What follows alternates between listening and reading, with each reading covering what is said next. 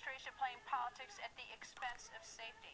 Now, beginning about a week ago, the Department of Homeland Security began releasing thousands of illegal immigrants from detention, and they were blaming the sequester. That was the reason. But Pinal County Sheriff Paul Baptiste calls the release dangerous and unacceptable. He joins us. Nice to see you, Sheriff. Good to see you, Greta.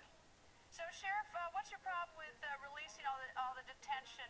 The Homeland Security says if they have to, that they don't have the cash, sequesters putting the financial pinch on them. Well, I am in the business of clues and evidence, and there's a clue. This is a week before all these deadlines for this doomsday scenario sequester, and now this plan. Not only this weekend, they released 500 plus right in my county. These are criminal illegals. Janet Napolitano said the 34,000 beds that they have for ICE detainees, that it's going to have to come down, and there's estimates now to 25,000 plus. Where are they going? And these are the illegals that even President Obama says need to be deported. Why do you think they're doing this? I mean, do you think we just think it's simply politics? Because I presume that nobody wants to put people who we think are criminals, who are violent criminals, back on the street. You would hope not. And what has happened, here's what they did. They never called the police chief in my county. They never called me as a sheriff. And now hundreds, literally, illegals that a lot of them weren't even arrested in my county, but in Metro Phoenix, they're incarcerated in prison in my county, and now they're releasing them, opening up the doors, and they're out on the streets.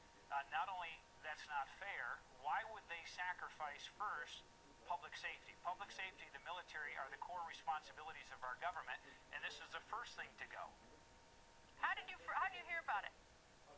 We had at least a dozen ICE agents and supervisors that called me because they know that we have pushed hard against illegal immigration and to secure our border, and they knew nobody was doing anything about it. They were, it was crisis management. They were told, start to release everybody. They brought them in on paid overtime Saturday and this past Sunday, and started to release 200 plus a day just here in my county.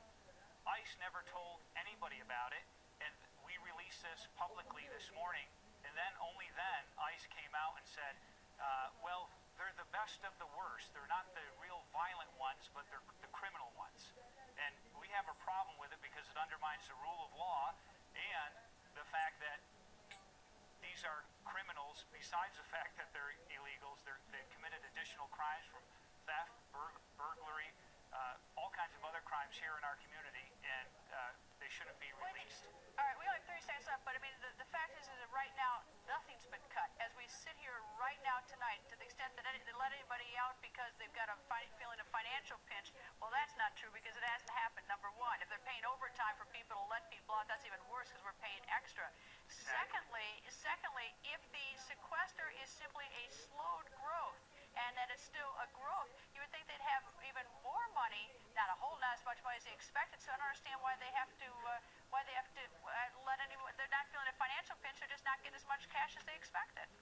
You're right, and this is why it goes to the point, and the viewers can decide, why would they do this now?